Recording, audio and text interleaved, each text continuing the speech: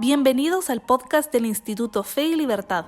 En este espacio conversamos con expertos y analizamos posturas sobre economía, religión, libertad y más. Bienvenidos al podcast del Instituto Fe y Libertad. En este episodio tenemos el honor de contar con la presencia del Dr. Ángel Rodríguez Luño, un destacado teólogo, filósofo y sacerdote español, cuya trayectoria académica y eclesiástica lo ha llevado a ocupar roles de gran relevancia. Es consultor de la Congregación para la Doctrina de la Fe y además es miembro ordinario de la Academia Pontificia para la Vida. En esta entrevista exploraremos temas claves como la ética, además como la libertad, la responsabilidad moral y la relación entre la fe, la política, por ejemplo, en un mundo cada vez más pluralista, por poner algún término. Acompáñenos mientras profundizamos en una visión sobre la importancia de las virtudes y cómo éstas influyen en la vida personal, pero además también social. Bienvenido, Padre Ángel, muchísimas gracias por aceptar nuestra invitación. Gracias a ustedes. Y bienvenido a Guatemala. Estábamos hablando tras bambalinas que es la primera visita que hace el doctor Rodríguez Luño a Guatemala. Y bueno, pues con esta entrevista quisiéramos explorar algunos temas, Padre, que sabemos son de su análisis, de su estudio. Así que para empezar y aterrizar un poco el tema, ¿podría contarnos un poco sobre, pues eso, sobre su trayectoria personal, cómo llega un joven madrileño a ordenarse sacerdote y luego decide mudarse, por ejemplo, a Roma? ¿Qué significa, además de esto, ser designado capellán de su santidad, ocurre para el año 2003, por lo que tengo entendido, y además ser consultor de la Congregación de la Doctrina para la Fe? Muy bien, pues mire, yo para no hacerlo muy largo, yo vivía en Roma desde 1970, y me ordené sacerdote en 1975 en Barcelona, y el que ordenó fue precisamente el arzobispo de Guatemala, el cardenal Mario Casario. Okay. Y luego pues ya me he quedado en Roma, volví, después de ordenarme volví a Roma y ya me he quedado allí pues siempre como profesor, de filosofía primero y luego de teología. Entonces, lo que se refiere al nombramiento de capellán de su santidad, bueno, ese es un nombramiento que es, digamos, honorífico, y entonces no comporta una función especial. A veces se da precisamente a quien ya ejerce una cierta función. El significado que también tiene para mí, pues que es un llamado a la fidelidad al Papa, ¿no? Porque es un nombramiento del Papa, entonces... Y luego, en lo que se refiere a la Congregación para la Doctrina de la Fe, es decir, yo he sido consultor de esa congregación desde 1993 hasta el 1 de abril de 2025, que ya he acabado. O sea, eso han sido 32 años, me parece, si no me equivoco, 32 años. Entonces, acerca del trabajo concreto que ahí se realiza, pues no se puede decir nada, ¿no? Lo que sí, en términos generales, lo que se puede decir es que pues, me ha permitido colaborar con el magisterio de Juan Pablo II primero, luego en segundo lugar de Benedicto XVI y luego de Francisco. Con el Papa actual ya no estoy, pues no sé si me podré colaborar o no, pero... y claro, pues es un trabajo que da ese trabajo se tiene una visión general de lo que es la Iglesia en el mundo, porque ahí llegan a esa oficina llegan cosas de todo el mundo, de todo. Y pues, tiene una visión general de la situación en la Iglesia en el mundo.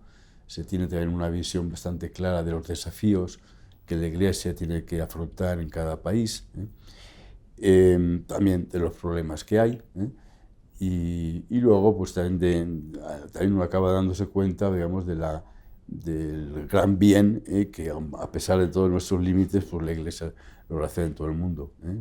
Y pues, allí llegando todo a Roma, pues la visión es una visión muy de conjunto, ¿no? De todos los 5 continentes. En fin, eso es lo que yo diría sobre esta cuestión. Pues una trayectoria bastante ocupada y muy, no sé si llamarla interesante por poner algún término, pero creo que también es pertinente un poco rescatar esa tarea o esa presencia que tiene la Iglesia allá en todos los países y cómo, bueno, pues se intenta hacer mención de las problemáticas en torno al país, pero también de lo que compete a la misma institución, ¿verdad? Ahora, Padre, en sus libros usted se centra en el desarrollo de las virtudes morales. Las identifica como base para una vida que podríamos categorizar como buena y a su vez que busca una sociedad justa, ¿no? La pregunta sería, ¿cuál es la importancia de las virtudes como la prudencia, por ejemplo, la justicia, la fortaleza, la templanza, virtudes cardinales, para la vida personal y la convivencia social? Pero también podríamos mencionar las virtudes teologales, por poner un ejemplo, ¿no? Bien. Bueno, pues mire, yo, desde ya hace bastantes años desarrollo, junto con otras personas, una línea de investigación que se suele ser conocida como ética de la virtud. Más propiamente habría que llamarla una ética de la primera persona, es decir, una ética elaborada desde el punto de vista de la primera persona. Queda mejor caracterizada así, porque en el fondo no es tanto que me centre en hablar de las virtudes, que también hablo, desde luego, sino que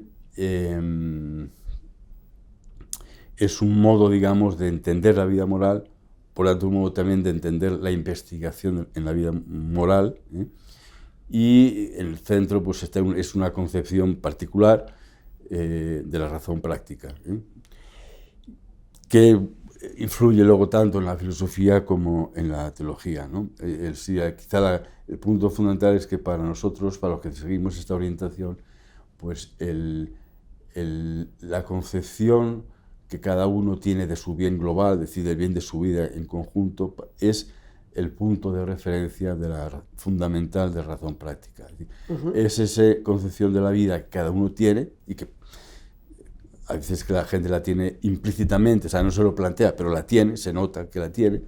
Entonces, esa concepción lo que hace es que ilumina el valor que debe tener los diversos bienes, la salud, el dinero, la profesión, las amistades, el trabajo, la familia, y iluminando el valor que cada uno que tiene, pues se establece como un orden de prioridades y un orden de uso o de posesión de los bienes, de cómo, con cuánta intensidad desear los bienes, cómo desearlos, y eso son las virtudes. Pero todas las virtudes quedan configuradas como los principios de la razón práctica, es decir, los principios a través de los cuales la razón práctica razona, y llega a tomar una decisión u otra, ¿no?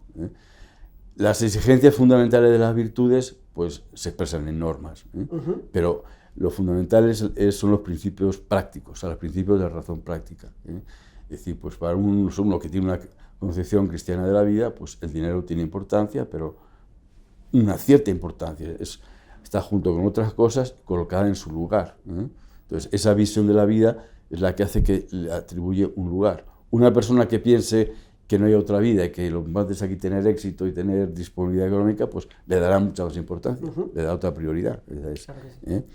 Bien, entonces, en fin, esto se puede hablar mucho, pero lo que a mí me parece es que las virtudes éticas son absolutamente necesarias para la vida social y política, pero no son suficientes. O sea que ¿por qué son necesarias? Porque si la corrupción y el fraude se generalizan, entonces las cosas van a ir mal. Es decir, que como decía San Agustín, pues será muy difícil distinguir al Estado de una banda de ladrones, ¿no? Sí. Pero si las personas generalmente son honradas, pero si falta una buena arquitectura, vamos a llamar así, constitucional e institucional, la colaboración social no va a ser muy fructuosa. Es decir, por lo tanto, las virtudes personales, a que uno sea prudente, justo, etc., son absolutamente necesarias, pero no son suficientes en política. O sea, son suficientes para la vida personal de cada uno, pero para la vida social y política son necesarias, pero no suficientes. Sí, recordaba un poco las clases que yo imparto justamente respecto a ese tipo de temas y es interesante, ¿no? Cómo se hace mención a las virtudes cardinales que ya discute un Platón o un Aristóteles en torno a la actividad del individuo, del sujeto, que giran sobre la prudencia, la templanza, la valentía, pero que no son suficientes, ya lo decía justamente San Agustín, ¿no? Sino se contempla la justicia como un elemento rector en la actividad humana, pero también del Estado, pues sería muy difícil distinguirlo de una banda de ladrones, de corruptos en última instancia, él lo menciona. Es decir, es pertinente resaltar esas virtudes o justicia en el sujeto, pero también dentro de un cuerpo social. Ahora, con lo anteriormente mencionado, como usted sabrá, el Instituto Fe y Libertad promueve una visión de libertad y además de responsabilidad. ¿La libertad, le pregunto, padre, puede ser considerada como una virtud? ¿Y cuál es la relación esencial entre la libertad y, a su vez, como veníamos discutiendo, la responsabilidad moral?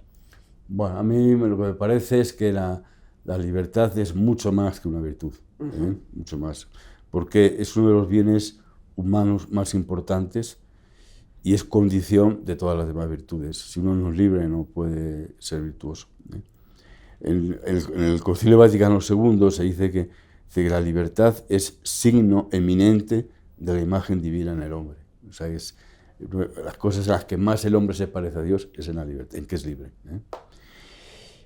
La responsabilidad, pues yo aquí lo que citaría, leería, si se me permite, es un pasaje del Antiguo Testamento, por favor, del libro del Sirácida. Dice lo siguiente, dice, Él, ese Dios, fue quien al principio hizo al hombre y le dejó en manos de su propio albedrío. Si tú quieres, guardará los mandamientos para permanecer fiel a su beneplácito. Él te ha puesto delante fuego y agua. A donde quieras puedes llevar tu mano.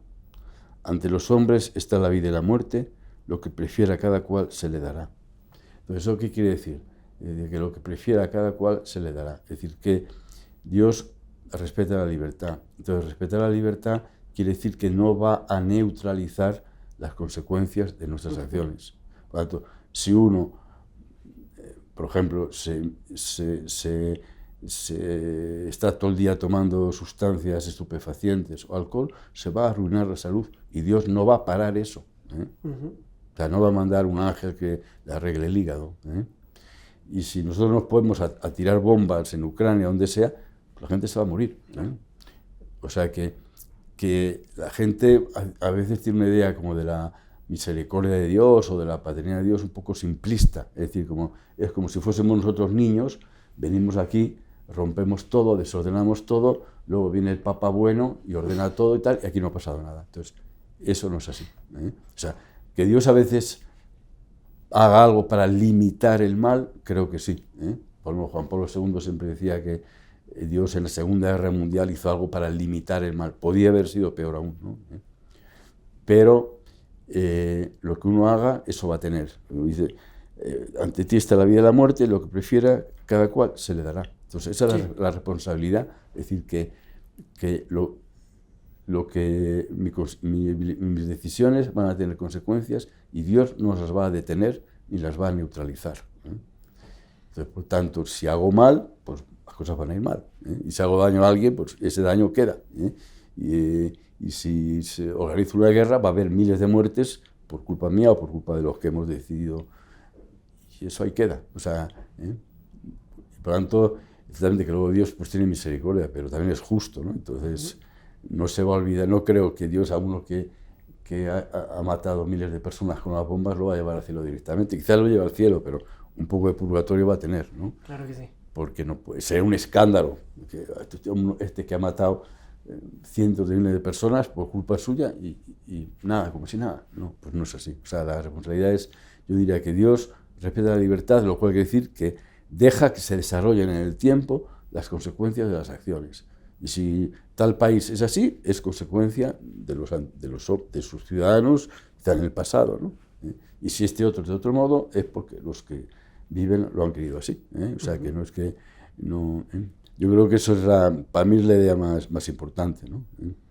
De hecho, mientras lo escuchaba, padre, recordaba esta frase de Marco Tulio Cicerón, muy habitual en torno al tema también de la justicia y la libertad, de dar a cada cual lo que es suyo y, bueno, pues respetar, por ejemplo, los derechos que con su naturaleza viene el ser humano, ¿no? Y no transgredirlo, pero que, bueno, pues también contamos con esta libertad de conciencia, esta libertad de acción que compete también en las responsabilidades o los resultados que de suyo vengan, ¿no? Entonces no se puede excusar las consecuencias que se provean de las decisiones tomadas. Ahora, como también le mencioné, padre, pues en este instituto, como su nombre lo dice, ¿no? Fe y libertad, nuestras discusiones, nuestras investigaciones giran en torno a temas, si bien teológicos, por ejemplo, religiosos, espirituales, también tenemos un trabajo conducido a disciplinas como la economía, como la filosofía, la cultura, etc. Y por su expertise me gustaría saber qué piensa sobre la relación de libertad, ¿no? Personal, pero además económica. Si los buenos gobiernos, por llamarlo de alguna manera, deberían ser respetuosos de la libertad personal, cada uno de nosotros, pero además también económica. Bueno, para mí, digamos, la libertad es uno de los tres grandes bienes que componen o que forman el bien común. Por lo tanto, el respeto y la promoción de la libertad es para mí condición necesaria de un buen gobierno. O sea, por principio. ¿Por qué? Porque la libertad para mí es uno de los, ya hablaré luego, ¿no? Habrá ocasión de hablar luego, pero es uno de los tres grandes bienes que comprende el bien común. Desde el punto de vista económico, a mí me parece que, desde el punto de vista de principio, o sea, que la libertad es parte importante del bien común, esa parte importante de la razón por la que queremos vivir juntos en la sociedad, ¿no?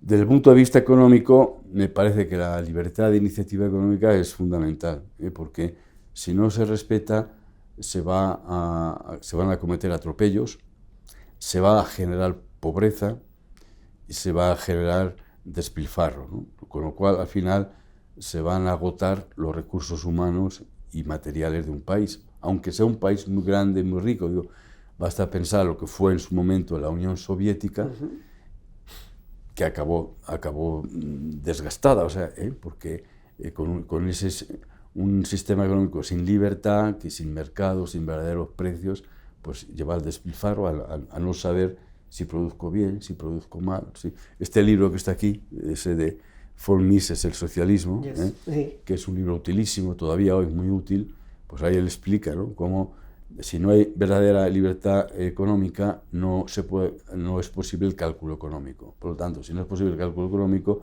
no sé si gano, si pierdo, cuántos recursos me quedan. Al final, pues nos agotamos, el país se agota, no tiene más, ¿no? Entonces, por eso me parece que tanto de un punto de vista puramente ético, de principio, como de un punto de vista de las consecuencias de que se tienen, la libertad económica hay que respetarla, la libertad de iniciativa económica.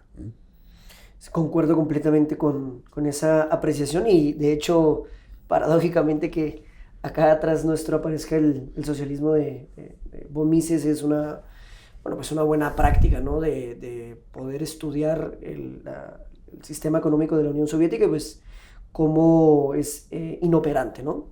Ahora, doctor Ángel Rodríguez, usted describe la ética como una disciplina que estudia las acciones que proceden de las instituciones políticas, ¿no?, como por ejemplo organismos legislativos o de gobierno, desde el punto de vista de referencia de lo que denominaríamos como el bien común político, que es el fin por el que los individuos viven juntos, además en una sociedad organizada.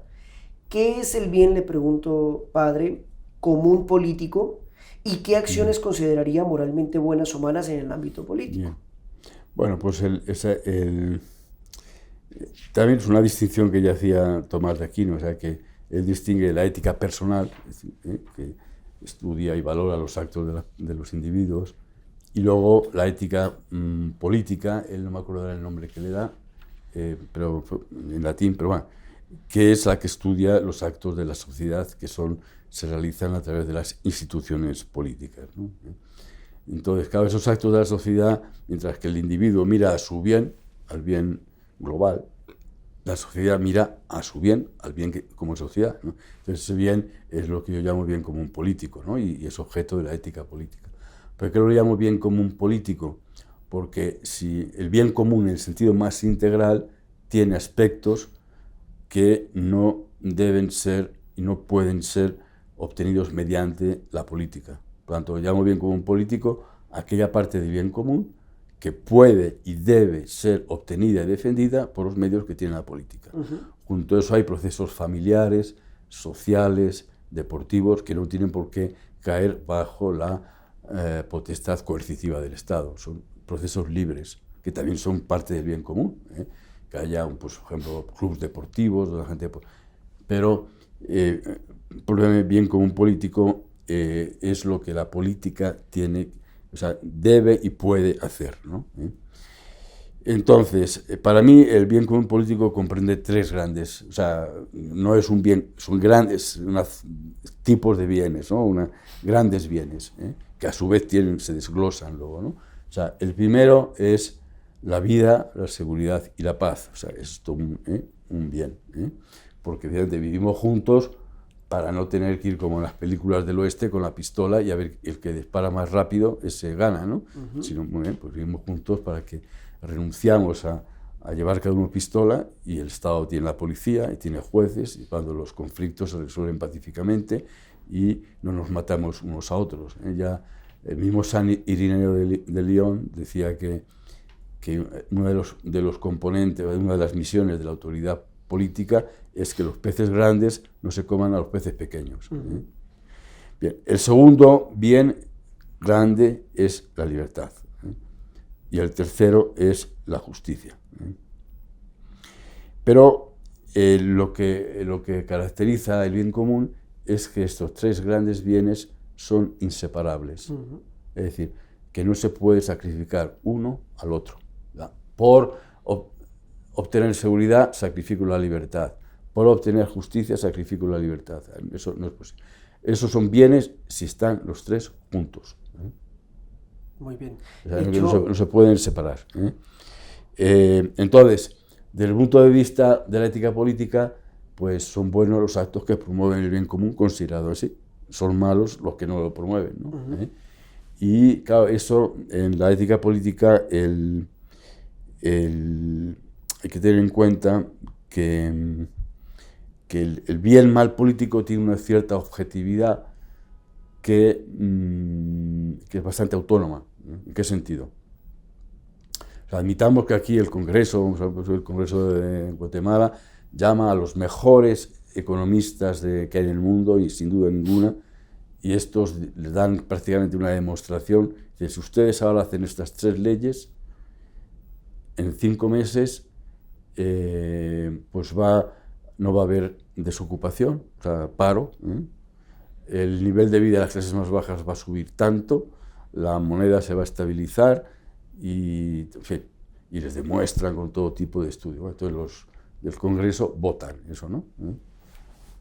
Pasan 5 meses y, por lo que sea, por algún factor que no se ha tenido en cuenta, de la idiosincrasia del país, pues está aumentando el paro, las clases más débiles ganan menos dinero y la moneda no se estabiliza.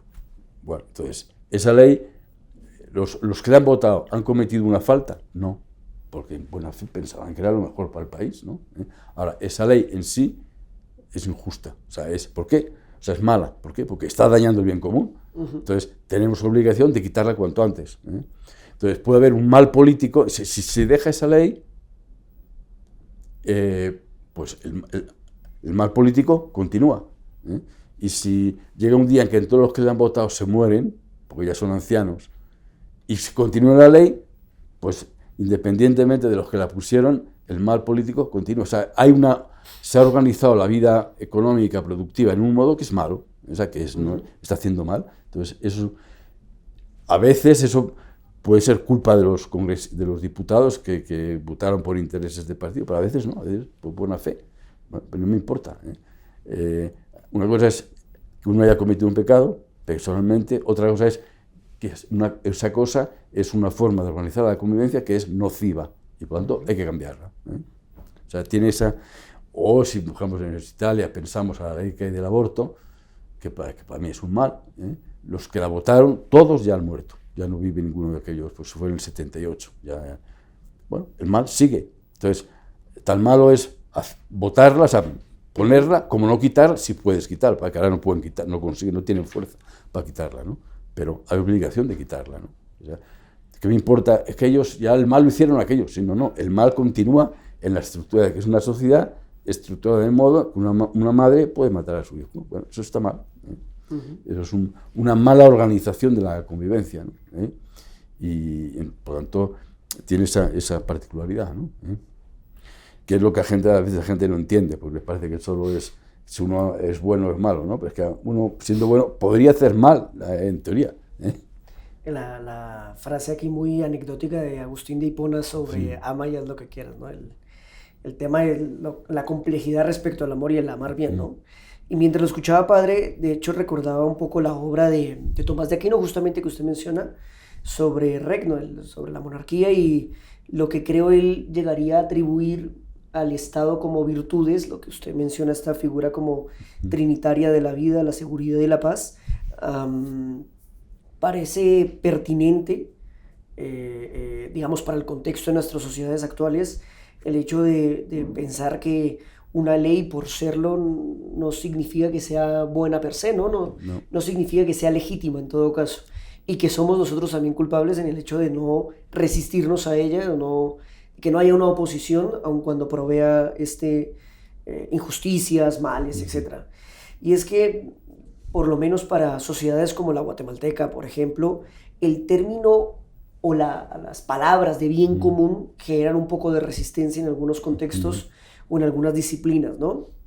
En esta misma línea, padre, el concepto del bien común puede servir para anular o negar, por ejemplo, la libertad personal, y además de ello, ¿cómo se reconcilian o balancean los derechos inalienables a la vida, a la libertad y a la propiedad con la noción que usted exponía previamente del bien común? ¿Cómo podemos ver esa armonía?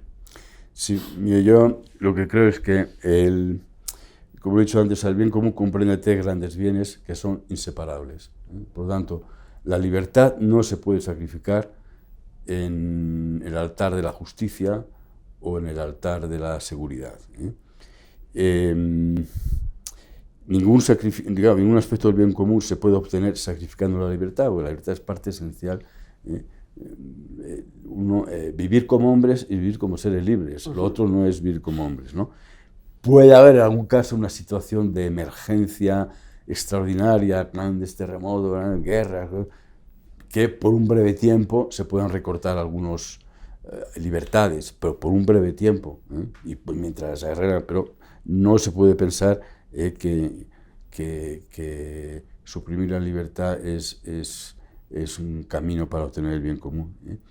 ¿Eso qué quiere decir? O sea, pasando al plano político, que, por ejemplo, los principios de la división del poder, de la autonomía y la imparcialidad del tribunal que controla la constitucionalidad de las leyes ordinarias, o la autonomía e imparcialidad de la administración de justicia o del tribunal de cuentas, esto no se puede lesionar.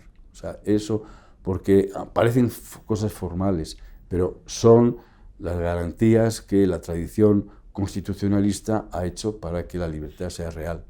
O sea, si no hay división de poderes, o si el Tribunal de Constitucional no controla las leyes porque son todos del mismo partido y dicen a todo que sí, entonces la libertad está amenazada, ¿no? Entonces, eso nunca puede ayudar al bien común, nunca. Lo único que se puede hacer es limitar alguna libertad, por ejemplo, de tránsito, etcétera, caso de un terremoto, de una emergencia gravísima, durante un tiempo.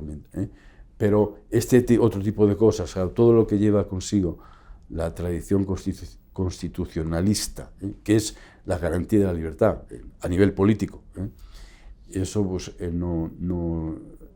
Y claro, lo que a mí me gustaría, lo que veo es que la gente tiene sensibilidad cuando en temas, en contenidos que le afectan. Es que esta ley toca el matrimonio, no estoy de acuerdo. O esta ley del aborto, no estoy de acuerdo. Me parece muy bien. Pero la gente tendría que reaccionar más cuando ve que un tribunal importante, como se dice, que controla las cuentas del Estado, o sea, los gastos, ¿no? o el Tribunal Constitucional no son imparciales. Eso es gravísimo. Porque es decir, si hay un partido, podemos decir, que tiene mayoría en el Congreso, pone al presidente, del presidente, los jueces son del partido y obran según el partido, es una tiranía. O sea, hay una sola voz, y no hay un verdadero control y un balanceamiento de las cosas, ¿no? Entonces, hay gente que dice, bueno, pues mientras no me toquen el bolsillo,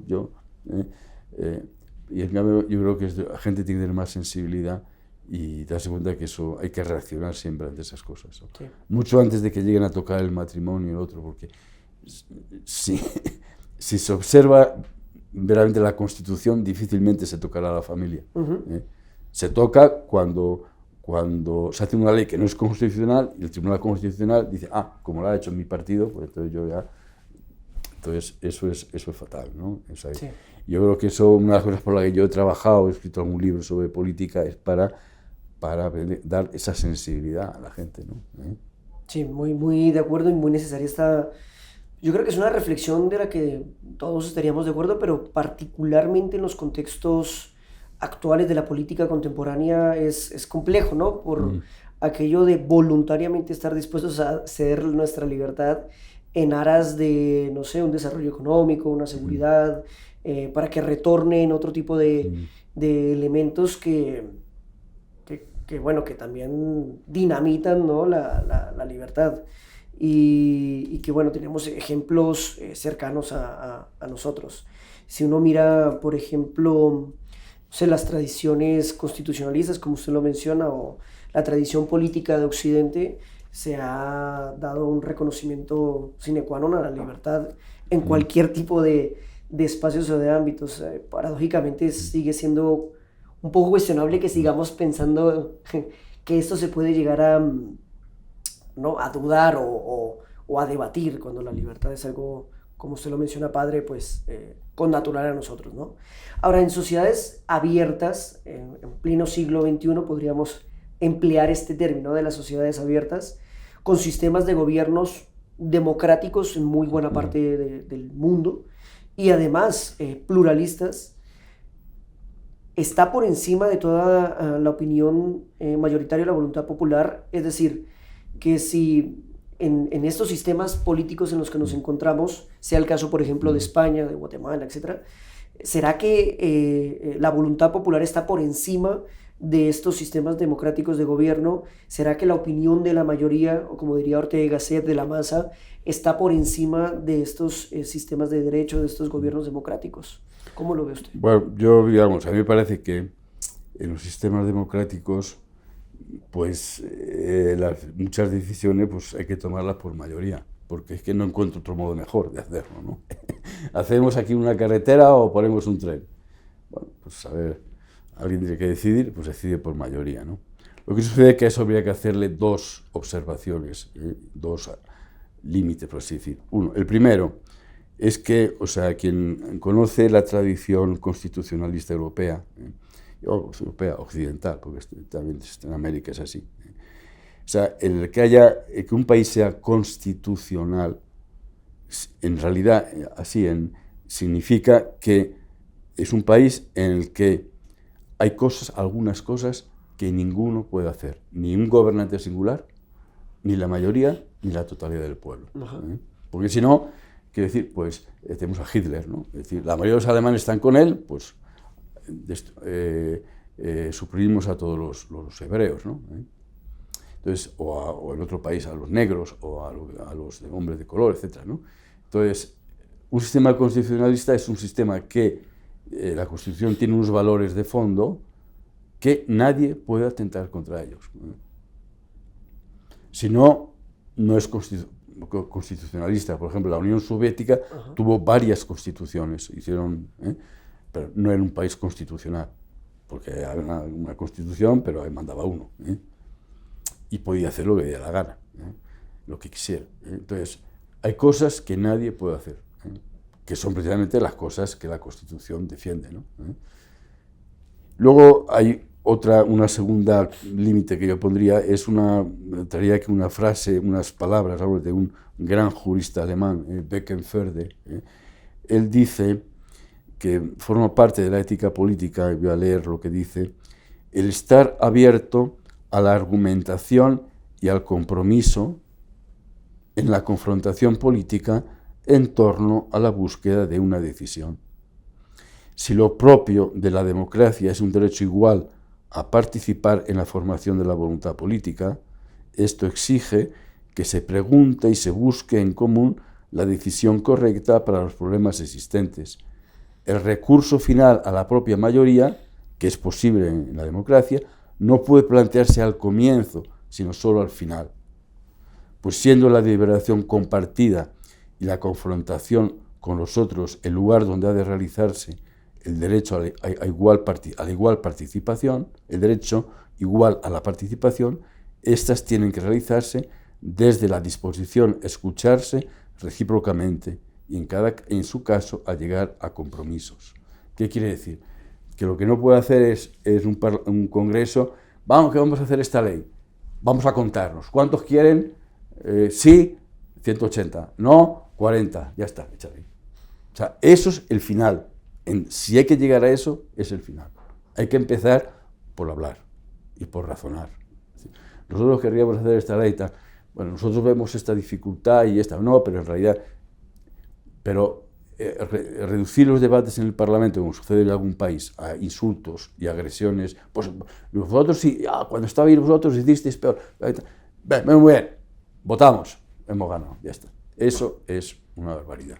O es una barbaridad el querer suprimir al adversario investigando a ver si en su pasado hay algo, porque pues, usted una vez llamó a un obrero para que le arreglase esa bombilla y no le dio factura.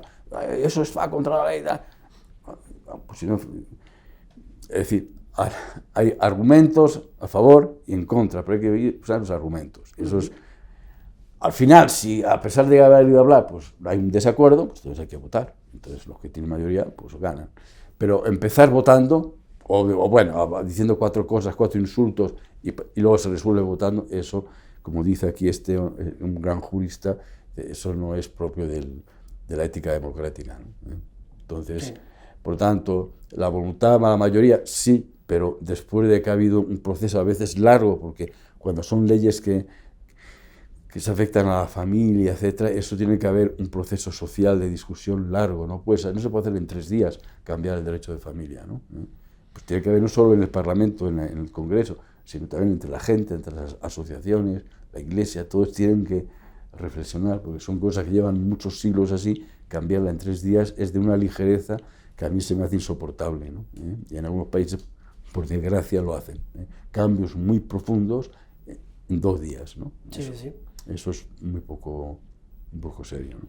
Sí, y en esa línea que usted maneja, padre, de hecho recordaba un poco las advertencias que ya nos hacía Sócrates, ¿no? Sobre un poco la manipulación que se hace del lenguaje como un arma política y en última instancia cómo se instrumentaliza el poder, cómo se desacreditan las instituciones, cómo se desvirtúa el quehacer político y se desvincula ese quehacer ético. Y con ello, bueno, pues no solo se buscaría la disuasión, la persuasión, el convencimiento, un vacuo, ¿no? Vacío de cualquier fundamento moral o ético. Entonces, creo que los ejemplos que usted nos presenta, si bien muy actuales, también muy propios al contexto de América, de Latinoamérica, y cómo, no sé, si se apela a la defensa de instituciones democráticas, cómo debería haber esa alternabilidad en los cargos, esos pesos y contrapesos, diferentes poderes por los que ya se defendieron desde hace mucho y que paradójicamente parecería que hoy no se terminan de cimentar, ¿no? Ahora, por otro lado, padre, según el Latinobarómetro, un estudio que se basa en miles de entrevistas levantadas por lo menos en 18 países de Latinoamérica, los problemas más importantes en la región son, 1, y así lo demuestra el Latinobarómetro, la economía, 2, la seguridad y 3, la política. Desde su perspectiva, ¿qué deben hacer los actores políticos para recuperar, 1, y esencial, la credibilidad, y 2, si hay esperanza en la política? Bueno, yo creo que esperanza sí hay. Esperanza sí hay. A mí me parece que es importante la comprensión por parte de todos los ciudadanos de los principios fundamentales de la ética política. Eso a mí me llevó a escribir ese librito que publiqué en Madrid hace 2 o 3 años, Introducción a la ética política, que es muy sencillo, pero es para dar a la gente unas nociones básicas, ¿no? Y en ese sentido, claro, es muy necesario en los ciudadanos la instrucción, ¿no? Yo creo que es muy importante que todos los chicos, las chicas, hasta los 15, 16 años tengan que ir a la escuela, ¿eh? O sea, que haya chicos, yo he visto aquí algún niño que están pidiendo en la esquina dinero, tienen que ir a la escuela. No para que no pida dinero, si quiere pedir dinero, que pida dinero, pero en otro momento. Pero es que si no, es decir, todos tenemos en la cabeza el tema de la justicia, ¿no? La justicia social, pero para que haya justicia social lo que hace es a estos hay que elevarlos, no hay que bajar a los de arriba, sino elevar a todos, ¿no? Porque si no lo que hace es nivelar por el bajo a todos, ¿no? Entonces, es que se reparte igual, pero si yo tengo una torta así, y la reparto desigualmente, pero luego tengo una torta así y la reparto igualmente, al final aquí a todos les toca menos que el que tocaba menos antes, ¿no? Sí, sí. Entonces hay que elevar, y para elevar hace falta instrucción.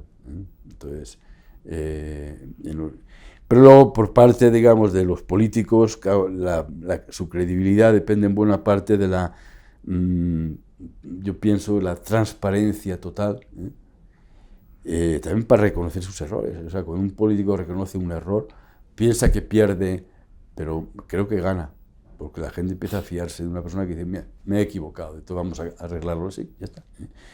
O la comunicación sincera con los ciudadanos, la competencia, todo, ahí entra el problema de la economía, ¿no? La competencia económica, que se hacen muchas veces medidas que son contraproducentes, ¿no? Entonces, bueno, por falta de competencia, ¿no?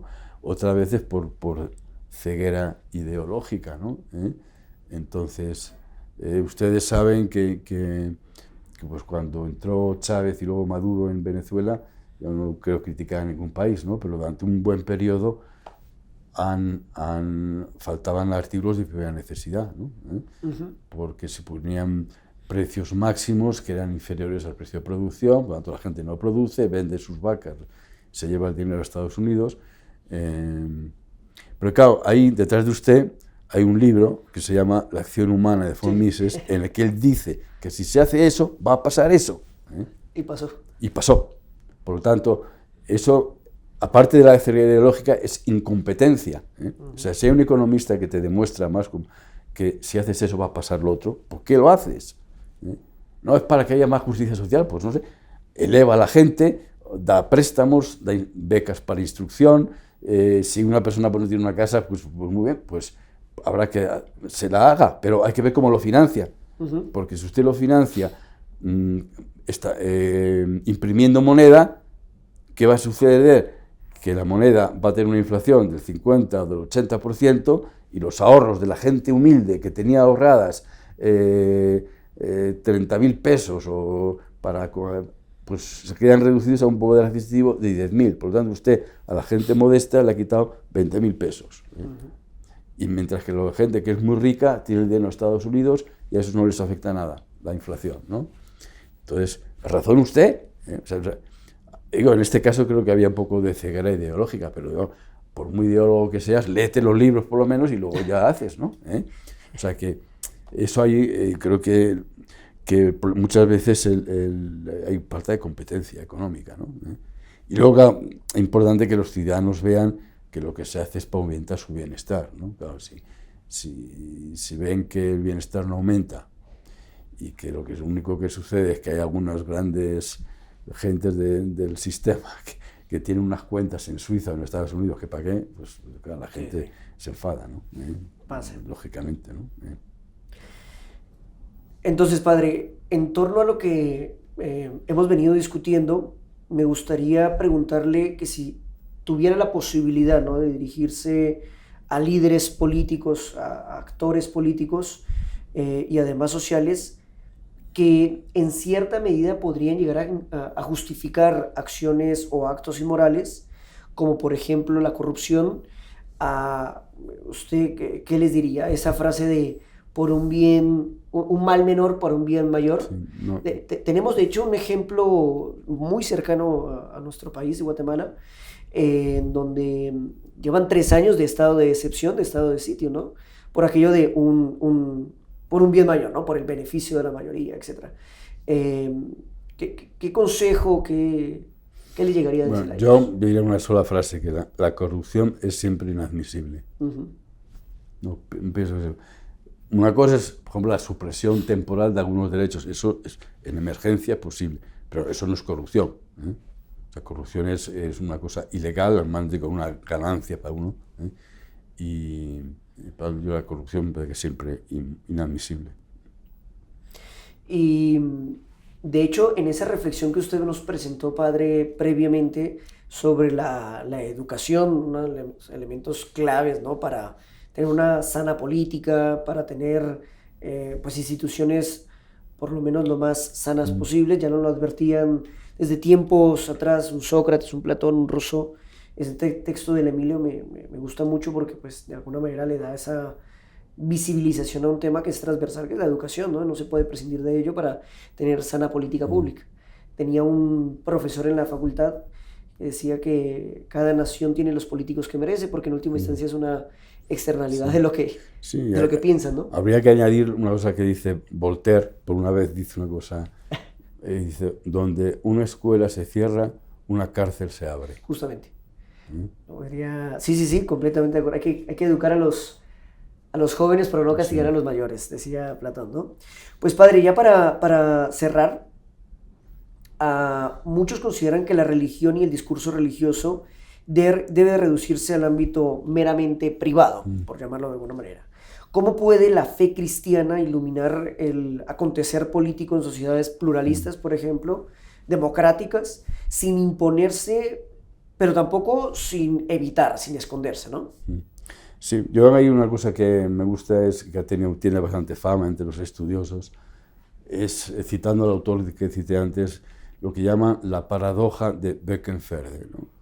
Esa paradoja consiste, él dice, que él escribió en un libro, dice, el Estado constitucional democrático necesita de unos presupuestos que él mismo no puede imponer ni garantizar. ¿Qué decir? Claro, si un Estado pluralista y que no puede imponer una concepción de la vida, no puede imponer una religión. Pero esa religión, para la cohesión del tejido social, es necesaria. O sea, es un presupuesto prepolítico que el Estado no puede imponer, pero que lo necesita. Lo que sí puede hacer es favorecer,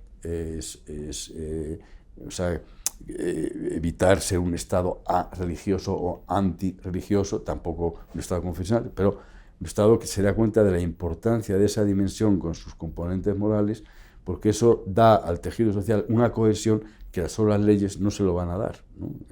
Si la gente no tiene una cierta bagaje moral, pues entonces van a crear hábitos antisolidarios, entonces no van a cumplir las leyes, ni va a funcionar la democracia, ¿no? Entonces, él piensa, Böckenförde, que claro, el Estado actual es, como de un modo, viene de una exigencia del cristianismo, que es la libertad, pero que a veces es como una secularización, un proceso de secularización, ¿no? Por el que llega a un momento en que no se impone ya la religión, como quizá en siglos pasados se hacía, ¿no? Pero sigue siendo igualmente necesaria, ¿no? Por lo tanto, respetando la libertad de conciencia de todos, ha de favorecer las comunidades religiosas, no solo la católica, sino las comunidades religiosas, cada uno la que quiera. No puede imponer concepciones religiosas, pero sí debe evitar ser antirreligioso o arreligioso, que por desgracia en algunos países se dan esos fenómenos, ¿no? O sea, para contentar a un cierto electorado, pues se presentan como anti, ¿no? Entonces, eso es una especie de suicidio, ¿no? Porque se le está quitando el elemento que más cohesiona a la gente y que más le da una actitud de respeto a la autoridad y a las leyes. Entonces, a medida que el cristiano debe moverse en este ámbito, es sabiendo que lo que él puede hacer, que no es imponer a los demás, pero lo que él puede hacer entre las personas que conoce, eso es una ayuda grande para la vida social y política, para la cohesión que tiene que tener el tejido social, ¿no? Entonces, por tanto, debe actuar sin ninguna sentido de un escrúpulo, sentido de culpa, ¿no? En fin, yo diría eso, ¿no? Que el papel es muy grande, aunque no es un papel, digamos, de algo que impone el Estado. El Estado no debe imponer, no debe entrar, por ejemplo, por la libertad de la persona, no puede entrar en la conciencia de las personas, ¿no? Pero eso no quiere decir que no se dé cuenta de que necesita de ese especie de cemento social que está abajo, ¿no? Y que es a nivel prepolítico, ¿no? Sí, hay un autor que, no voy a mencionar el nombre porque es políticamente incorrecto, pero tiene una obra que decía que no se puede desvincular la religión de la política como la política de religión, porque en última instancia tiene elementos en los que trabajan, en los que convergen, también por supuesto cada uno en su campo de acción, pero que no hay que confundirlos, ¿no? Ese texto de la teología política que considero que de alguna manera abre un panorama de discusión interesante para no desvirtuar el quehacer político, pero también religioso, atendiendo a quién o de quién tiene su origen, ¿no? Pero bueno, con esta pregunta me gustaría cerrar, padre, y es ¿qué consejos le puede dar a un joven, por ejemplo, no sé, que muestra interés por este tipo de temas que hemos venido discutiendo, por estudiar la ética política? ¿Qué textos, qué libros usted le recomendaría leer? Bueno, pues yo, o sea, lo primero que recomendaría es que trate de conocer muy bien la historia de las ideas políticas, pero buscando fuentes fiables, evitando todas las visiones ideológicas, es decir, que lo trate con rigor histórico. Luego, evidentemente, siempre el conocimiento de los grandes clásicos, de Platón, San Agustín, todo eso es necesario, ¿no? Y luego, ya más entrando en la política, yo me parece que es muy importante que se estudie bien todo el nacimiento de la filosofía política moderna y sobre todo de la tradición constitucionalista occidental, en Inglaterra, en Alemania, Estados Unidos. Que se haga también una idea de cuáles son los enemigos que la libertad tiene, ¿no? Y que los enemigos del constitucionalismo. En ese sentido, el libro de von Mises sobre el socialismo, aunque es un libro antiguo, o sea, escrito en 1922, el original alemán, pero sigue siendo muy útil, o sea, da unos elementos que incluso los mismos, la Rusia soviética lo usaba para ver cuáles eran sus puntos débiles, ¿no? Y luego creo que también es necesario un poco un estudio de la ciencia económica, pero también aquí tiene que escaparse de la economía convencional, que hay que conocer, pero me parece a mí que hay que ir más allá. O sea, yo pienso que es muy importante conocer el pensamiento económico de la segunda escolástica, es decir, de la escolástica española del siglo de oro, porque allí en España, en aquella época, se produjo por primera vez, digamos, la expansión monetaria con el oro que llegaba de América. Entonces, todos los efectos que eso tiene, porque claro, España no hacía más que llegar oro y plata, y en Castilla y en Aragón los campesinos eran cada vez más pobres. Digo, ¿aquí qué pasa, no? Entonces, ¿qué es la inflación? Estos ya lo vieron, la inflación. El efecto que tiene sobre toda la economía la expansión monetaria incontrolada, a golpes, ¿no? De kilos de oro, ¿no? Entonces, por lo tanto, se dieron ya cuenta de lo que es el dinero, cosa que no todo el mundo sabe. Y se dieron cuenta también de en qué consiste, al ver esas fluctuaciones de precios, en qué consiste el precio, el valor económico de las cosas, ¿no? O sea, lo que se ha llamado después la teoría subjetiva del valor está en la segunda escolástica. Autores escolásticos, tomistas, no liberales malignos, ¿no? Sino... Bien, por lo tanto, luego hay autores, por ejemplo, digamos, tipo Juan Bautista Say o Cantillon, que son... Y luego yo personalmente animaría a que conozcan la revolución marginalista y que conozcan a Karl Menger, a von Mises, a Hayek, que dan una visión un poquito distinta de la de Keynes, bueno, bastante distinta de la de Keynes, que hoy está un poco arrinconada,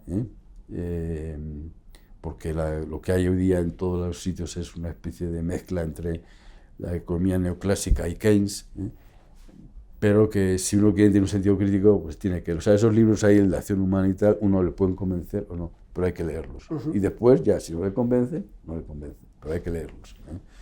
Porque si no, vamos, yo he dirigido tesis sobre estos autores, aprovechando que venía allí a la universidad algún alumno que antes de estudiar teología había estudiado economía. Y entonces alguno me dijo que él nunca había oído hablar en los 5 años de estudio de la facultad de estos autores. Y yo, pero ¿cómo es posible? Entonces, pues sí, pero es verdad. Había estudiado en una escuela de negocios muy importante en Italia. Y bueno, pues yo creo que yo animaría a que se salgan que conozcan lo convencional, porque se salgan un poco de ahí y traten de tener un sentido más crítico. Pues padre, muchísimas gracias Nada. por esos consejos, por los titanes que nos ofrece para leer. Gracias por acompañarnos en este podcast y aceptar nuestra invitación. Muchas gracias a ustedes. Y así concluye este episodio de nuestro podcast, en el que hemos tenido el privilegio de escuchar al doctor Ángel Rodríguez Luño sobre temas tan fundamentales para nuestra sociedad actual, desde el papel de las virtudes en la política pública hasta el desafío de vivir una libertad responsable. Su reflexión nos invita a la acción consciente y ética en el ámbito político y además social. Gracias por acompañarnos, Padre Ángel, y no olviden seguirnos en nuestras redes sociales para más contenido relacionado con la fe, la libertad y el pensamiento ético. Hasta la próxima.